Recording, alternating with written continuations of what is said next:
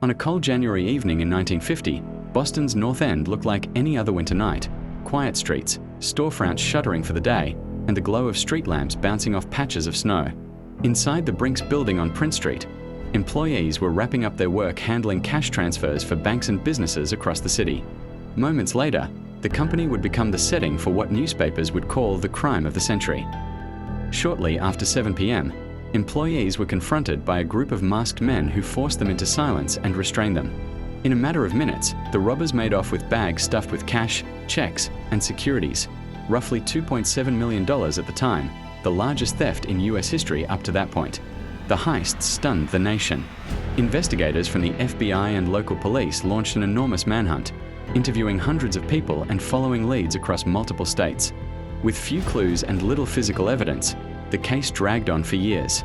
Whispers about suspects circulated in Boston's underworld, but law enforcement lacked the proof needed to make arrests, until the fragile trust within the crew fractured. Nearly 6 years after the robbery, one member of the group began cooperating with authorities as tensions and suspicion mounted among the men involved. Evidence and testimony tied them to the planning, execution, and aftermath of the robbery. Several were convicted and sentenced to long prison terms. Much of the stolen money was never recovered.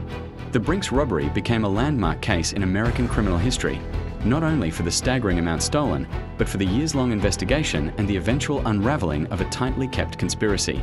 Today it stands as a reminder that even the most perfect crimes have cracks, and that time, pressure, and human nature often do what evidence alone cannot.